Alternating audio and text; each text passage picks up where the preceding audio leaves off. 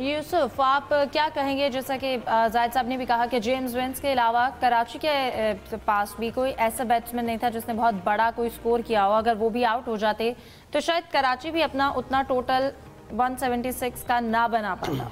देखें, हिफ्ज़ा top order ने score किया, नीचे से उनके किसी खिलाड़ी ने स्कोर नहीं किया, जो मैं समझता हूँ कि थोड़ा सोचने वाली बात है। इस विकेट पर 175 इतने बड़े रन नहीं थे, और चूँकि कराची का नेशनल स्टेडियम उनका होम ग्राउंड भी है कराची किंग का, तो उनको ज़्यादा उसका तजर्बा भी था वहाँ पे खेलने का।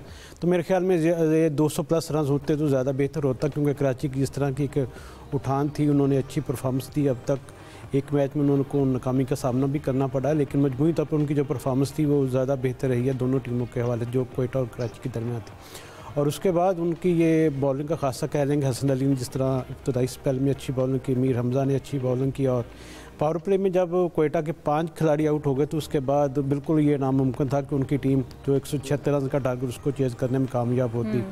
और जिस तरह के पहले जायद साहब ने भी बात की, सऊद शकीर के हवाले से सलीम साहब ने भी बात की, तो मेरे ख्याल में क्वेटा की इंतज़ामिया को अब सोचना पड़ेगा कि हर साल कप्तान बदलने से टीम की किस्मत भी नहीं बदलती। जब तक आप तसलसल नहीं दिखाएंगे अपने फैसलों में, उस वक्त आप कैसे लड़कों से तवक्को करेंगे वो अपनी टीम की परफॉर्मेंस के लिए खेलें और बेहतर उसमें करें। तो ये क्वेटा की इंतज़ामिया को सोचना पड़ेगा कि 10 साल उनको हो गए हैं, एक टाइटल अभी तक उन्होंने जीता है, तो कहाँ उनसे गलतियाँ हुई हैं।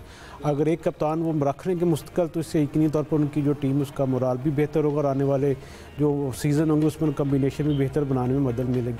क्वेटा की टीम ने भी अच्छे अपने तौर पे तो यकीनी तौर पर अच्छे खिलाड़ियों का इंतखाब किया था, लेकिन मजमूई तौर पर उनकी जो परफॉर्मेंस है, इस दफ़ा तो थी कि कुछ शायद बेहतरी आए, लेकिन अब तक की परफॉर्मेंस के बाद तो लगता है कि उनका क्वालिफायर में जो टॉप 4 होंगे उसमें भी जगह बनाना मुश्किल हो जाएगा।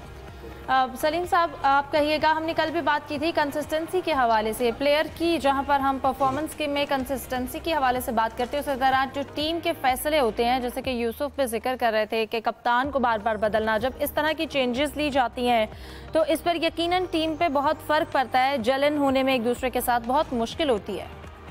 देखिए, T20 क्रिकेट में तो इस तरह के डिसीजन होते ही हैं, क्योंकि T20 लीग्स जो है इसमें ऐसा नहीं होता कि ये प्लेयर सारा साल साथ होते हैं और फिर आके यहाँ खेल रहे हैं। ये तो एक फ्रेंचाइज है। फ्रेंचाइज क्रिकेट में हर साल प्लेयर चेंज होते रहते हैं, कुछ प्लेयर वो ही होते हैं, बाकी तो फॉरेन प्लेयर खासतौर पे बदलते रहते हैं। तो इसमें जेल करना और ये करना वो इतना ज्यादा नहीं है। वो ये है कि कैप्टन कितने अच्छे डिसीजन ले रहा है, फील्ड में क्या कर रहा है। तो मैं आपको बताऊं, जब इवेंट शुरू नहीं हुआ था उस वक्त जब सऊद शकीर को कैप्टन अनाउंस करने का क्वेटा ने कहा, तो मेरी उनकी एक आला शख्सियत से क्वेटा की बात हुई थी और मैंने कहा सऊद शकीर, मैंने कहा वो बंदा जो टेस्ट क्रिकेट में उसकी बैटिंग देख के लोग सो जाते, आप तो T20 में कप्तान बना रहे हैं। उन्होंने कहा हमारे पास we don't have any other choice.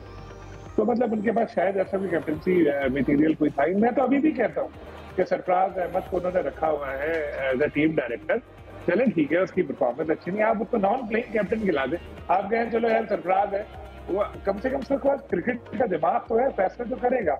जहाँ सऊद तो हर शोबे में हमें बिल्कुल नाकाम नजर आ रहे हैं। और आप बिलीव करें मेरी बात, मैच खत्म नहीं हुआ था और मैं किसी काम से स्टेडियम से नीचे उतरा, जब मैं जा रहा था तो इतनी बड़ी तादाद इस तरह, वैसे तो ग्राउंड खाली था, लेकिन जो लोग आए हुए थे, समझे आप 3-4 हजार, उसमें से भी आधे से ज्यादा लोग वापस जा रहे थे। बहुत रश था, ज्यादातर लोग इंग्लैंड के एक साबिक ऑलराउंडर को याद करते हुए जा रहे थे। तो जो समझने वाले हैं वो समझ जाएंगे मैं क्या कहना चाह रहा हूँ। तो इतना गुस्सा था लोगों को। तो जब हम बात बिल्कुल करते हैं, इसी तरह एक एग्जांपल अभी भी, अगर सलीम साहब, अगर हम IPL की भी ले लें तो वो भी अपने काफ़ी ऐसे प्लेयर्स, अगर धोनी की भी बात कर ली जाए तो चेन्नई जो है वो उसको यूज़ कर रही है। तो आपको भी इस तरह के कुछ स्टेप्स लेने की ज़रूरत है। बहुत जबरदस्त आपने बात की है, बिल्कुल।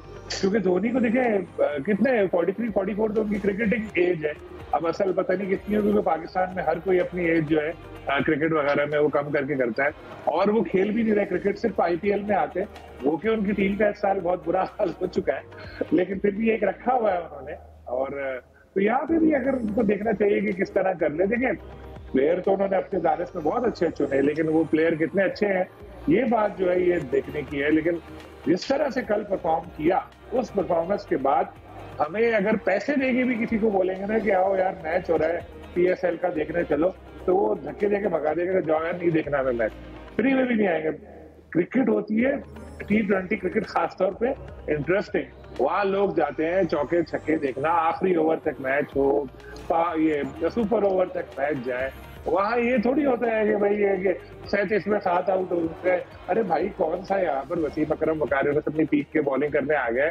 ये पिच ऐसी खतरनाक पर्च की हमने यहाँ लगा के, नॉर्मल पिच, सब कुछ नॉर्मल कंडीशन, कुछ तो स्कोर हो, कुछ तो फाइट नजर आए।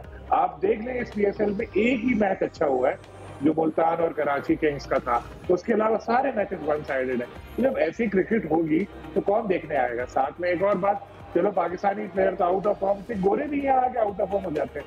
जैसे वार्नर का जिक्र हुआ, साइमंड हमें कितना मार रहे थे, यहाँ देखिए उससे भी नहीं खेला जा रहा। तो ये सारी चीजें मिलाकर जो हमारा प्रोडक्ट है वो खराब कर रहे हैं। ये वजह क्या है कि यहाँ पर आकर जो एक इंटरनेशनल प्लेयर्स, जैसे न्यूजीलैंड की अभी सीरीज हुई तो टिम सैफर्ट ने बड़ी अच्छी परफॉर्मेंस की, लेकिन यहाँ पर वो उस तरह से परफॉर्म नहीं कर पा रहे हैं। बहरहाल इन सवालों का जवाब भी लेंगे